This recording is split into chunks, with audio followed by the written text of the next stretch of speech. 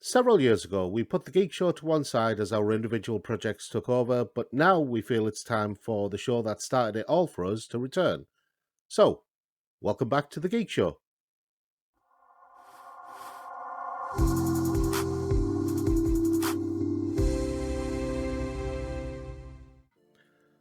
Hi, I'm Rob, And I'm also a Rob. and welcome back, as I said, to the Geek Show. It's been a while, hasn't it? Yeah. I don't know how long ago it was. It was About 4 definitely, years. definitely pre-pandemic. Yeah. Maybe 2019, maybe 2018. I don't know, but it's a very, very long time, and it feels weird to say "Welcome back to the Geek Show" because Yeah. it's. But, I mean, Yeah. it's amazing how things turn out because when we put the Geek Show to one side, we thought, okay, individual projects, we're doing stuff with gaming, we're doing stuff with movies, with comics, with animation and various other things. And those projects were going fine, but then things like the pandemic happened. Who could predict that? I will not make a political statement, so please don't ask me to. I'm not asking you to make any political statements. We are completely apolitical unless we want to be political, because that's always been our mantra. Yeah. For those of you who aren't aware of what the Geek Show is, we started back in 2010 on radio. We became a podcast. It was basically a weekly entertainment discussion program, a group of friends talking about things that they were interested in, and also interesting stories from the news, from science, technology, that sort of thing. All sorts of weird stuff happened. It was a lot of fun, and we enjoyed it. The episode titles say everything, really. Yeah, if you can track down the old episode titles, then yeah, you'll understand we had fun with it. And now, weirdly enough, we feel that the time is right for the Geek Show as a show to make a comeback, because there isn't anything out there that kind of fits what we wanted to do. Well, there is, but the internet's big and wide, and we can't look at all of it. Exactly. And there are some parts that we don't want to look at anyway. No, because you have to delete your history afterwards. And... So yeah, we're not going down that route. But today we do have a discussion. We do have something to talk about. And we're doing it as a two-part because it's a very, very big discussion. And it's all about falling out of love with video games. It sounds dramatic, but it just happens to people. Yeah, I know. It does. And it's the same thing that happens with other forms of entertainment. But I think for both you and me, we've both fallen out of love with video games quite hard. Oh, yeah. Absolutely. And it's bizarre to say that because I grew up with video games from the early 80s, well, late 70s, early 80s, all the way through to now. I've been playing video games all of my life. Yeah. And not just on console, but on the Commodore 64, the ZX Spectrum, Commodore Amiga, all the way through. I've been playing it on multiple platforms all the way. And now I'm in my mid-40s, and video games bore me. I don't find them interesting. Yeah, games too for me, really, but I think there comes a time, like, I know a lot of people say games are for kids and you've got to grow up and stop playing games, but I think games are actually growing down and not really targeting the people who grew up playing games in the 90s anymore. Yeah. It's a different world. It's a different world out there, Rob, but that is like a can of worms that if I open it, I'm going to end up talking about half an hour for it, which conveniently isn't in this bit. Okay, so I feel like this is such a large topic. As I said, we're going to have to break it up. So we will be doing this as a two-part episode. I think we should start off with well, not so much the elephant in the room, because the elephant in the room is the games themselves. Mm-hmm. But I think the reason why the elephant is in the room is where we should start. And that's kind of the industry itself. That was a weird phrase that you just said there. Okay, Well, I I'll mean, go if with you've it. got an elephant in the room, the first question you're going to ask, you're not going to say there's an elephant in the room. You're going to say, why is there an elephant in the room? The first thing I'm going to say, you're completely wrong, is wow, these ceilings are tall. Yeah, we both think very differently. Yeah, yeah. But the industry, and I think not necessarily the industry and the culture. When you say industry, people sort of think of like the business side of it, but the Yeah, industry doesn't just mean that. The industry also means press and the culture surrounding it. yeah. And when you're talking about the culture surrounding it, you're talking about YouTubers, streamers, people who, work in the video games industry as PR consultants and various things like that. You're talking about the people like Bobby Kotick and all of that lot. You're talking about Yeah, them all. he's just the tip of the iceberg. There's many more Bobby Yeah, Koticks out there. He's a public figure. yeah, The unpublic? No, that doesn't make a sense. The ones who aren't public, yeah. they're the ones you got to worry about. I know what you mean. So, okay, so let's kind of start off at the beginning, right? So, at the very, very beginning, early days of the industry, right? We're talking like 70s, 80s, 90s, yeah? Yeah. Video games were becoming slowly more and more prominent. Now, during that time, it was still a very niche form of entertainment. Yes. But now it's the number one industry on, and the number one entertainment industry on the planet. But the mentality of the games industry itself is that it's very niche.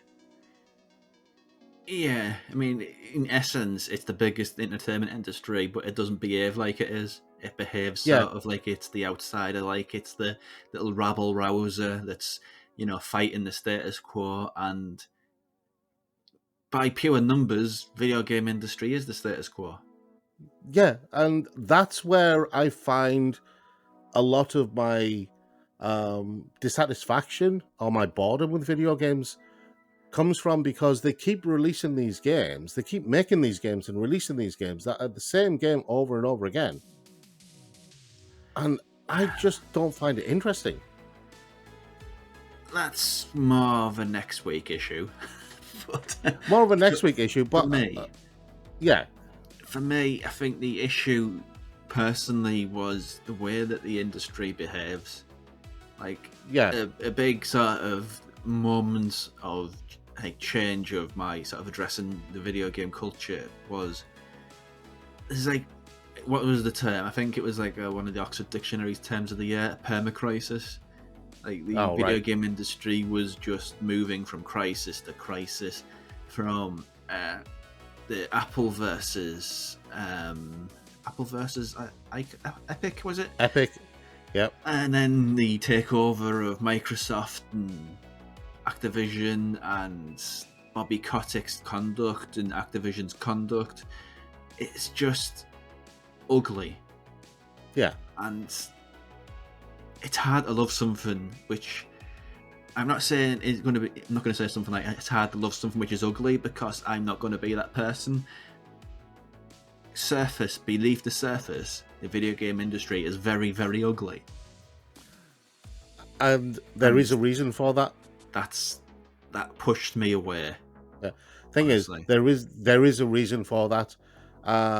Back when video games was becoming the big thing, right? During the 90s especially, it took its cues from things like the film industry. Now, you think about the film industry during the 90s, and we were still in that era. This was before the Me Too movement, before any of the movements happened. There was still the era of the casting couch. And anyone who knows what that term means knows it is a horrible, horrible practice. Yeah, I And mean, video Me Too. games, video games as an industry was taking its cues from other entertainment industries. And during that time, we ended up with situations where the likes of Blizzard, for example, they were releasing games like Diablo 2 and Warcraft, and then they came up with World of Warcraft. You had developers who basically became rock stars pretty much overnight. They did. Look at Hideo Kojima. Classic example. Now, you think about how rock stars traditionally behaved. with the drug taking, the alcoholism, sleeping around with everybody, trashing hotel rooms. That was the rock star lifestyle. Everybody knew what it was. Well, it was the stereotype of the rock star lifestyle. The stereotype of the rock star lifestyle. Even rock stars don't behave like that anymore. They don't, but that's the point. During the 90s, that was still a thing. Yeah. But it feels like video games as an industry, companies like Activision, Blizzard, the rest of them, they didn't advance past that until they were forced to. Yeah, I mean, what's that figure of speech? It's like drive like nobody. It's drive like you're being chased, or drive like you stole it. I don't know why you said that. You said set it up, but what I meant to lead that into was basically they're controlling the industry like nobody's paying them attention. Yeah. And one of the fundamental problems with that is because it's an industry that so many people want to get into, right? They will approach various... people work their asses off to learn how to code just so they could make their own games. Yes, they do. And I'm not talking about now, I'm talking about then. I'm talking about 90s, early 90s. People studied hard to learn how to code so they could make their own games, so they could go work for the likes of Square or Blizzard or, 2K or whoever they wanted to work for. It's just the treatment that they received when they got there too. And it's not even coders. It's the Q&A people. The Q&A people have been treated so badly. And then when you realise an industry that you love treats every single person outside of that top little tier of the management and above like absolute garbage, how would you love something like that, honestly? Yeah. And this is the fundamental problem, because those people at the very top, it's not that they're particularly good at making games. It's just they've been there for a while. They know where certain skeletons are. They know where certain bodies are buried. And they were partly... It's just they've been there the longest. That's what I mean. They know where certain skeletons are hidden. They know where certain bodies are buried. And sometimes they were involved in the burying of those bodies. And I don't mean that as a literal term. I'm just talking about they know various company secrets. And it's a mentality of the place just wouldn't be the same without them. Yeah. There's lots of...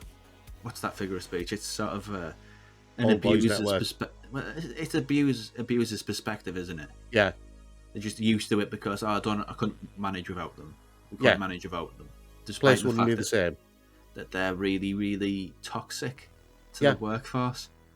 And that's one of the reasons why, if you look at the likes of Ubisoft, you had somebody who was horribly abusive at their one of their Southeast Asian operations. Instead of firing his ass, they moved him to their French office. So what they did, right, is they took a note out of the Catholic Church's playbook of when there's a paedophilic, what they call them. I'm so priest. Removed from priest. I'm so removed from going to church. But a paedophilic priest, just move them somewhere else where nobody knows them. Yeah. Don't acknowledge the problem. Don't fix the problem. Just move the problem somewhere where nobody else is looking. Yeah. And weirdly enough, the analogy to the Catholic Church actually has a lot more relevance than people think. Because think about it like this. You have all these up-and-coming developers, all these up-and-coming people who want to work in the video games industry. They've always wanted to, ever since they were kids. They've been to school, been to college, been to university, learned how to code, and they go with their CVs and eyes full of stars to whichever studio or developer, and you have these upper echelons looking at them like fresh meat. Yeah. That's literally how they regard them. And this is why you end up with situations where, this used to be a practice in certain companies. I don't know whether it still exists today. I hope it doesn't. But the unpaid intern. That's across all industries. It's not just video games that do that. But yeah. Yeah, but how is it that an industry that makes so much money can have somebody working for 6 months on projects, that project can make multiple millions, and that person doesn't get paid a penny for any of their work? it's not just like the big businesses that do it either. I mean, there's all sorts of small independent companies where Yep. some chancer basically promises something, doesn't end up getting delivered, and then all the people who worked on it don't end up getting paid, or somebody who makes a game and the guy who runs the company basically fires them or steals their product and changes the name and turns it into something else. There's so many ugly stories of the duplicitous people in the video game industry, and honestly, once you've peeled behind this sort of velvet rope and seen what sort of what sort of industry the video game industry is, and the sort of people that really do well there, Yeah. I find the video game industry aspect absolutely reprehensible. Yeah. And it's just the bickering as well beyond that. Yeah. Like all of these takeovers and all the sort of the arguments that are aired in public. And on a micro level, the way that people are as far as sort of different franchises, different plastic boxes that you put under your TV, just the bickering and the anger, it's so toxic bickering, anger. All of it is so endemic to the video game industry.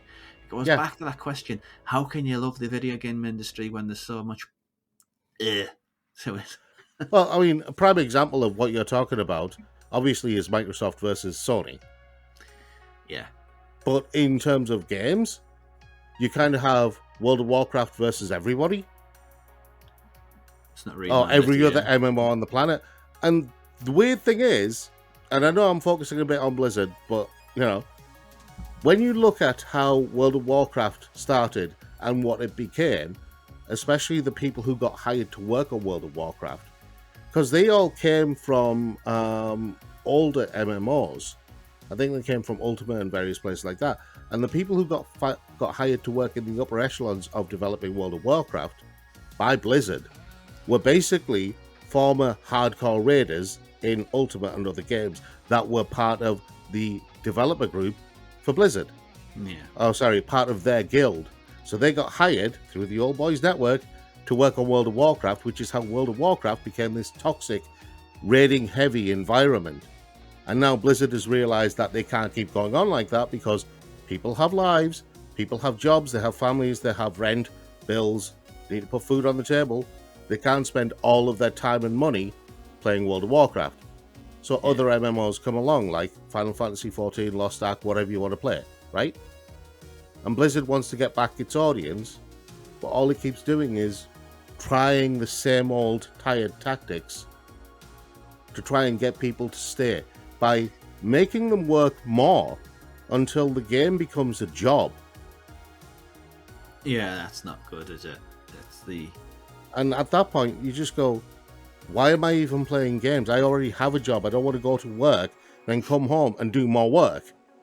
Yeah. And this is from somebody who used to play EVE, which everyone classes as having a job. But this is just the industry side. What about the press side? See, the press doesn't help. The press does not help itself when it comes to wanting to play video games and wanting to feel that escapism. Because that's what you want from a game. Okay. But and yeah, I know you're kind of raising your eyebrow. Where's he going with this? Right. You have this thing now where you have unqualified, unproven people who their only ability is that they've either played a lot of games or they're a streamer of some sort. And on that point, on the streamer part, which is effectively an influencer. Yeah. I'm in the movie industry as far as writing and know a lot of people there. And the number of film critics who were at a screening for a new movie is going down. And the number of people who post little reaction videos with no knowledge and no experience from TikTok is going up and up and up. So it's not just the video game industry which has that mentality, it's across the board. And just from a personal perspective, I don't care what a streamer says or an TikTok influencer says. I want to know what somebody who knows their onions thinks of something. And at the end of the day, I used to be a media critic for various outlets, I used to do a lot of animation criticism, but I actually know how to animate. I've studied animation in various forms, not just 3D animation, but everything from onion skin onwards. So I know it. I know what is needed to make a good animation, a good high quality animation. And I've worked on various scripts and various other things like that as well. I've worked with other people in the film industry and yourself on occasion. Yeah. It's And deep. so, Oh, sorry. yeah, when it comes to criticism, I want to know that somebody who is criticizing something, especially when it comes to video games, actually understands what they're talking about. Yeah. And yes, you can learn that over time if you've been doing the criticism part of things over a long period of time. You can learn that. That's stuff that you would learn naturally. Otherwise, your words wouldn't carry any weight. But there are a lot of people now who are commentating on the video games industry who literally have no qualifications to do so. Yeah.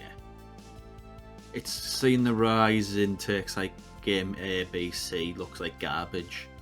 Yeah. And what they actually mean is it's a solid 7 out of 10. Yeah. It's just the terms of the video game criticism is it's dumb. And beyond that, it's all based in San Francisco, so it's just this little very insular little blob in Tech Valley, USA, where it's just so... It's kind of a cult-like mentality from that San Francisco little blob. And let's go further than that. There's no journalists in the video game industry. I think there's maybe 3 or 4. Beyond that, there's lots of leakers, which I don't class leaking as a type of journalism because it's not. I think Jason Schreier is one of the genuine he's an actual journalist. But 99% of people who claim to be journalists in the video game industry, all they do is... I mean, because it happened for us for a long time. You get sent lots of emails of a press release and they regurgitate the press release. Yeah. That's not journalism. No, it's not. I think it's one of those things, and as far as this side of being a fan of video games, once you've seen behind the velvet rope and you see how the industry works, it just makes it incredibly hard to love, because as an industry, as sort of representing industry, it's so incredibly lazy. And then you get the further aspects of that. When there's like a big event, do they have some sort of unique spin in it? Or do anything? No, they're live stream events that other people put on and talk over them. Just off the cuff reactions that anybody could do. So this idea that I think the video game press has kind of outlived its usefulness. Well, and it's just very, very vocal. And it's interesting. That cult-like mentality, but video game press annoys me, it bugs me. Well, I'm going to make it bug you even more. Please don't. Just get your game face on. This is going to be good. I'm going to take you down a little bit of a rabbit hole, right? So, there are 2 organizations that kind of, I wouldn't say they govern or oversee the video games industry, because if they did govern or oversee the video games industry, then the video games industry might be in a better position than it actually is. Okay. So, the ESA, you've heard of them, yeah? They're the E3 people. What was E3 E3 the E3 anyway? people. Yep, they're the E3 people. The ESA, the Entertainment Software Association, and the IGDA, the International Game Developers Network. Now, both of them have been around for a long, long time, and they both publish a variety of reports. I've looked at the ESA's report and the IGDA's reports, and you know what? They're very heavily Western. They don't really focus on games that are coming out in other countries. And by other countries, I mean Japan, China, Korea, Africa, India, Central Asia, South America. Yeah. There is a massive offset towards America. North America. Yeah, North America in particular. Or the USA, I should say, in particular. Hey, don't leave Canada out. Canada is getting its own mentions, but mainly the USA. And then Europe after that. as if that is the entirety of the video gaming world. By extension, that also includes the press, because a lot of your streamers, a lot of your influencers will not touch any Japanese or Korean or Chinese games.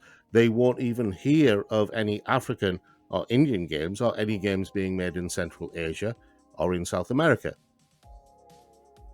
Not surprised. And what they will have instead is, oh, look, I'm going to be streaming the new Diablo or the new Call of Duty or the new whatever it is, On that mainstream game. On that Diablo thing, that's another part that annoys me. The mobile phone one, which had the most toxic microtransactions, and those people pay for them, and I think it was a few £1,000s to get everything in the game. And the streamers who are paying everything for it. Diablo Immortal, and you had you had the likes of Asmongold and I've forgotten what's his face, guy with the mustache. Which something. Well, I hope his name is Guy with the Mustache, because that's a much cooler name. He's not a cool person. He basically is he's not a nice person. He got accused of certain horrible things. So I don't even want to remember his name. Then you had the likes of Quinn69, who doesn't like weeb games. Weeb games. I hope that was an accurate impression of I hit him already. Fella. Spent something like 10 grand or maybe more trying to get a specific thing in Diablo Immortal, and then after he got it, quit the game. So he basically burned 10 grand at a time when people are struggling to make ends meet. And that is apparently what passes as good video games content these days. That's basically a very privileged minority giving literally everybody else the finger. And again, I go back to the question I've asked a few times now. How can you love this industry? Well, you can't. Well, I think we can't make this first episode back so incredibly negative. There has to be a way to sort of loop it around, and I think I found it. Honestly, I also have a reason. I also have something that can loop around it. I think the way that helps me, like, even engage with video game industry anymore, is to become a complete casual. Yep. Just laser focus on the stuff that you like, and giant foam finger, middle finger to everything else. Just because there's just so much negativity, there's so much overwhelming toxicity, there's so many bad businesses and bad business practices and bickering companies and rapists and abusers and people who throw death threats around, that if you pay attention to the video game industry at all, you're just going to be either depressed, upset, angry, or just had enough of it all. I just gave up games completely. And I'd say about 95% there to just saying, you know what, I'm done.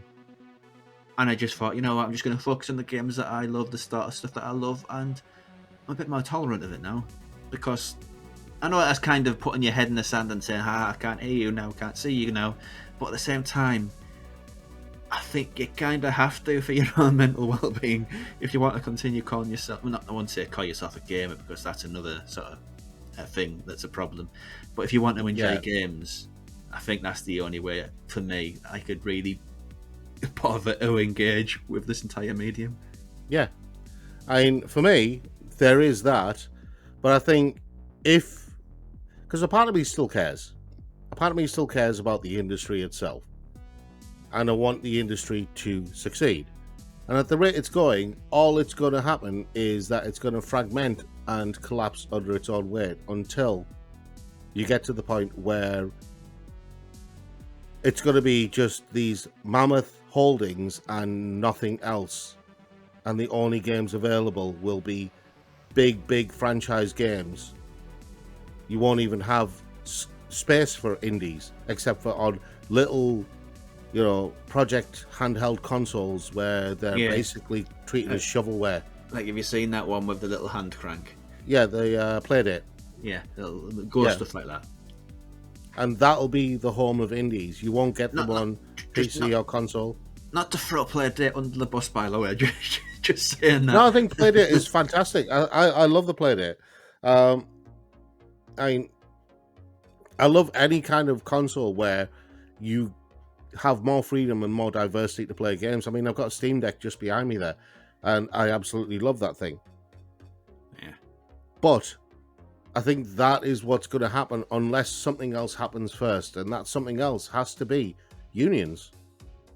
Yes. I think the day has to come, and it can't come soon enough, when every studio and every developer of any note, where the staff have a union protecting them from the people at the top.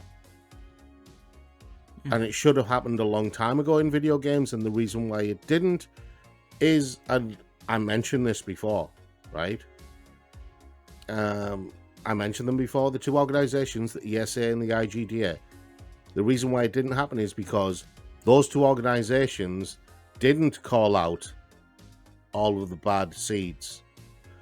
And I can guarantee you, right, the likes of Bobby Kotick and the rest of them, the ESA and the IGDA absolutely knew who the bad seeds were.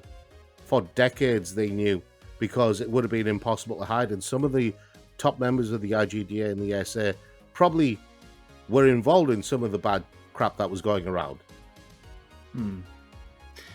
They collectively decided to bury the hatchet. Please end it on a high note, Rob. You just... I am ending it on a high note. Unions are happening. They're happening slowly, and the likes of Bobby Kotick and that keep trying to do their union busting, but they are coming in. And I am happy about that, because the upshot of unions means that more people will be willing to be creative. This is the knock-on effect of it, right? And people don't really understand how unions benefit video games.